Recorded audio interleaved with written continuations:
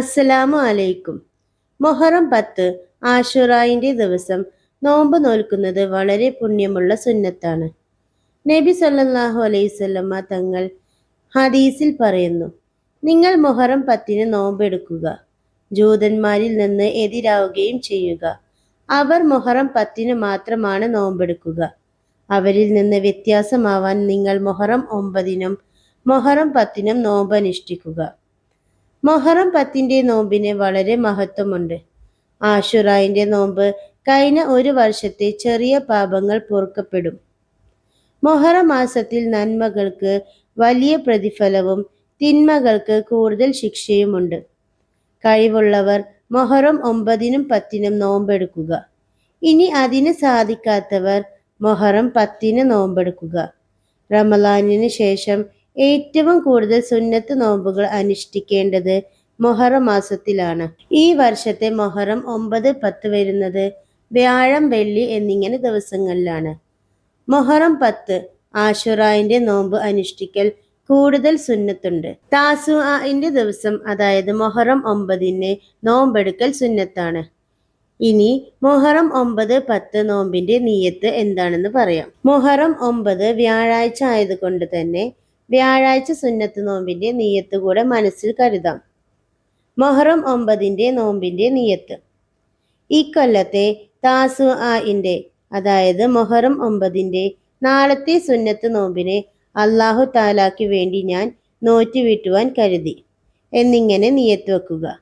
ഒപ്പം തന്നെ വ്യാഴാഴ്ച സുന്നത്ത് നോമ്പിന്റെ നിയ്യത്ത് കൂടെ വെക്കണം. നാളത്തെ വ്യാഴാഴ്ചത്തെ സുന്നത്ത് നോമ്പിനെ അല്ലാഹു തആലയ്ക്ക് വേണ്ടി ഞാൻ നോറ്റുവീട്ടുവാൻ കരുതി. ഇനി അടുത്തത് മൊഹറം 10 നോമ്പിന്റെ നിയ്യത്ത്. ഇക്കൊല്ലത്തെ ആശുറായിന്റെ, അതായത് മൊഹറം 10 നാളത്തെ സുന്നത്ത് നോമ്പിനെ അല്ലാഹു തആലയ്ക്ക് വേണ്ടി ഞാൻ നോറ്റുവീട്ടുവാൻ കരുതി എന്ന് നിയ്യത്ത് വെക്കുക. ഇനി കഴിഞ്ഞ റമളാനിൽ നോമ്പ് ഖളാ ഉള്ളവർ അതും കൂടെ നിയ്യത്ത് വെക്കണം.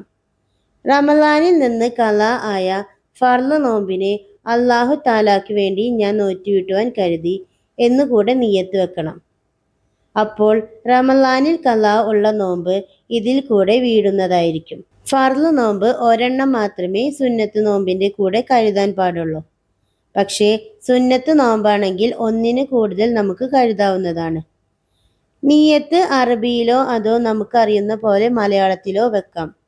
പക്ഷെ മനസ്സിൽ നിയ്യത്ത് കരുതൽ നിർബന്ധമാണ്. മൊഹറം നോമ്പ് വെറും വിശപ്പും ദാഹവും സഹിക്കുന്നതല്ല. ഇത് അല്ലാഹുവിനോടുള്ള അടുപ്പം വർദ്ധിപ്പിക്കുന്ന അവസരമാണ്.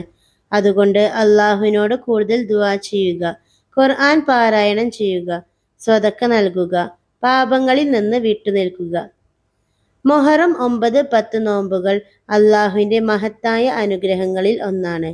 ഈ നോമ്പിലൂടെ അല്ലാഹുവിന്റെ പ്രീതി നേടാനും കഴിഞ്ഞ ഒരു വർഷത്തെ ചെറിയ പാപങ്ങൾ മാപ്പാക്കപ്പെടുമെന്ന പ്രതീക്ഷ നേടാനും നമുക്ക് അവസരമുണ്ട്. അതിനാൽ ഈ പുണ്യദിനങ്ങളെ നിസ്സാരമായി കാണാതെ ആത്മാർത്ഥതയോടും ഇഖ്ലാസോടും നോമ്പനുഷ്ഠിക്കാം. ഈ പരിശുദ്ധമായ മൊഹറം മാസത്തിൽ അല്ലാഹുവിനോട് കൂടുതൽ അടുക്കാനും നോമ്പ് നോൽക്കാനും നിസ്കാരം നിർവഹിക്കാനും സൽക്കർമ്മങ്ങൾ ചെയ്യാനും കുടുംബബന്ധം നിലനിർത്താനും അല്ലാഹു തആല നമുക്കെല്ലാവർക്കും തൗഫീഖ് നൽകട്ടെ. ആമീൻ. അസ്സലാമു അലൈക്കും വറഹ്മത്തുള്ളാഹി വബറകാതുഹു.